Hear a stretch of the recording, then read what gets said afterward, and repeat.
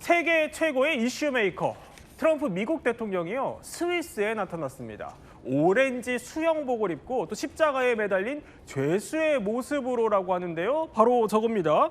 아니 자세히 보면은요 눈을 질끈 감고 알 수 없는 표정을 짓고 있는데 일단 트럼프 본인 진짜는 아닌 것 같고요. 본인 진짜 아니고 근데 가까이서 보면은 굉장히 흡사하죠. 바로 예술 작품입니다. 영국의 제이슨 스톰이라는 작가가 제작을 한 작품인데요. 네. 사실은 이 작품의 제목은 성인 또는 죄인이다. 이런 작품인데 그 스위스 굉장히 유명한 바젤역에 전시공간 개장 기념으로 이 작품을 전시하려고 했었습니다.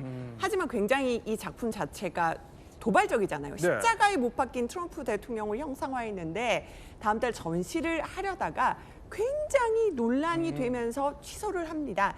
그래서 다른 곳에서 전시할 거야 이런 얘기가 나오고는 있지만 아직 뭐 어떤 장소에서 하는지는 나오지는 않았고요. 뭐 기독교 모독이다, 문화도시 바젤에 딱 맞는다, 갑론을박이 스위스에서도 이어지는 상황이었습니다. 이렇게 파장이 커지니까 갤러리 차원에서 그냥 전시 계획을 슬그머니 걷어들인 건데 아니 근데 이 전시를 취소한 시점이 좀 공교롭다면서요? 네, 그렇습니다. 왜 그러냐 하면 지금 스위스의 관세를 트럼프 대통령이 어마어마하게 높게 때렸어요. 39%나 됩니다. 네. 이게 전 세계로 봤을 때는 5위에 해당돼요. 50%가 브라질이고 시리아가 41%고 하다 보니까 스위스 국민들이 굉장히 지금 분노하고 있거든요. 유럽에서도 가장 높은 관세입니다. 뭐 다른 유럽 국가들은 15% 내외이니까요. 네. 그러니까 스위스 국민들이 굉장히 지금 분노하고 있는데 이 장소가 하필이면 지하철과 가깝습니다. 그 동선이. 그러다 보니까 사람들이 굉장히 많이 모일 것 같다. 그러면 혼잡할 거 아니냐 하면서 갤러리는 취소를 했지만 그럼에도 불구하고 이렇게 정치적인 어떤 이유도 있지 않느냐라고 지금 언론들은 보고 있는 겁니다. 39%라는 관세 폭탄을 맞은 스위스 국민들이 트럼프를 곱게 볼까 싶기는 한데요. 자, 자국민들도 이렇게 좀 가늠하기 어려운 게 트럼프의 행보입니다. 이번에는 수도 워싱턴 DC를 손 좀 보겠다 이렇게 나섰습니다. 바로 이렇게요.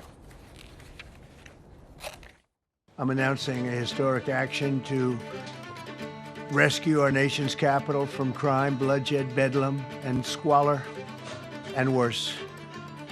This is Liberation Day in D.C., and we're going to take our capital back.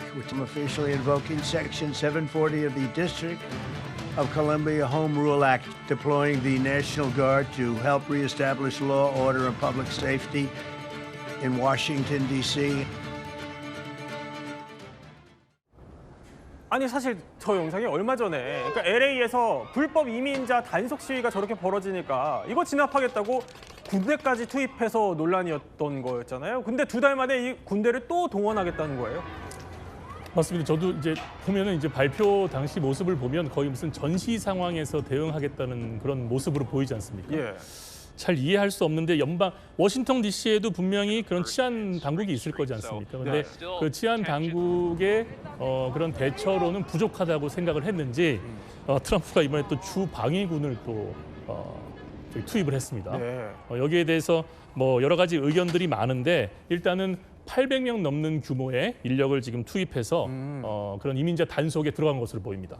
아니 그런데 설명해 주신 것처럼 사실 미국이 뭐 지금 전시 상황이 있는 것도 아니고 내전을 겪고 있는 것도 아니잖아요. 도대체 왜 그런 겁니까? 가장 큰 건 워싱턴 DC의 정치적 성향으로 보입니다.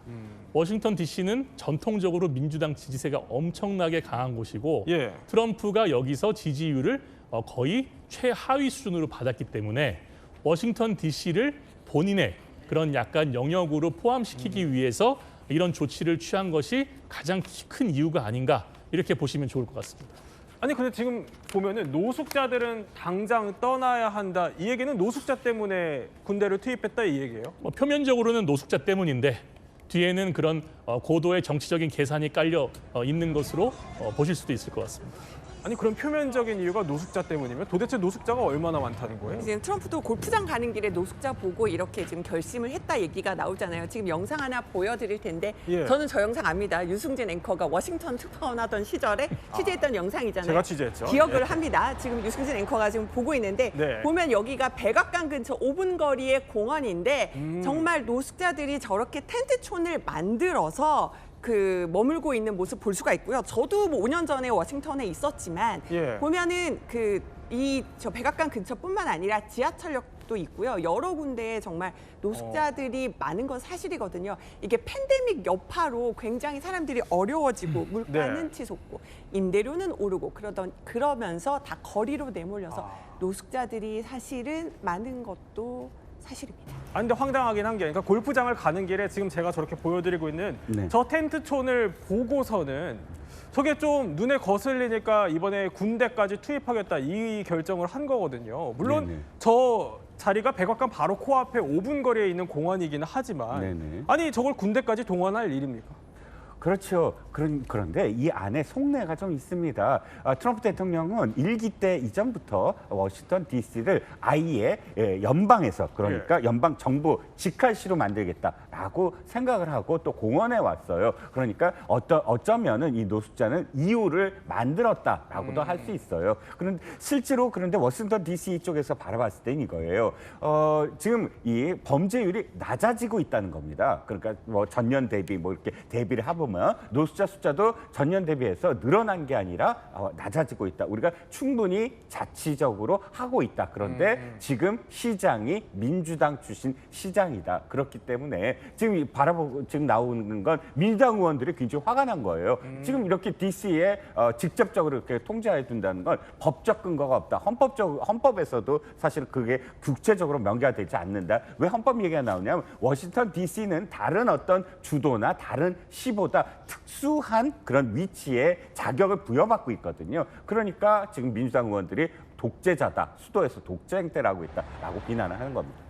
자, 그런데요. 자, 이렇게 우리가 트럼프의 군대 동원에 대한 인식 혹은 활용법을 좀 자세히 봐야 하는 게요. 아니 당장 우리도 이제 한미 정상회담 일정이 잡혔어요, 이종우 평론가. 네네, 그렇습니다. 근데 여기서 지금 한반도에 있는 주한 미군도 이걸 어떻게 활용할지 이것도 테이블에 오를 거잖아요. 그렇죠. 최근에 가장 우리가 주목해야 될 그 기사가 있어요. 브런슨 주한미군 사령관이 국내 기자들과 기자회견을 했습니다. 그런데 굉장히 주한미군 사령관으로서는 굉장히 구체적으로 전략적 유연성, 한반도에 있는 지금 주한미군의 재배치에 대해서 언급을 한 거예요. 그건 우리 한미 정상회담 직전에 주한미 사령관이 했다는 건 어떤 압박같이 느껴지거든요. 네. 앞으로 어떻게 변화가 될지 상당히 지금 모호하다라고 여겨지는 거예요. 그러니까 우리 쪽에서 어떤 해답을 좀 갖고 가야 된다라는 메시지로 들리고, 두 번째는 워싱턴 포스트의 특종인데 미국 정부 내부 문서입니다. 이 문서에 따르면 한국의 방위비 증액시키고 국방 지출도 GDP 대비 3.8%로 늘려야 한다라는 미국 국방부의 어떤 속내가 이번에 워싱턴 포스트에 의해서 드러난 것이거든요. 그렇기 때문에 이 부분과 관련돼서 국방비 증액이나 주한미군이 이번 한미 정상회담의 화두가 될 것이다라고 우리가 알 수가 있겠죠. 어떻게 보면 어느새 국제 외교 무대에서 트럼프의 일거수일투족은 물론 심리까지 기본 상식이 되어버린 것 같습니다. 네.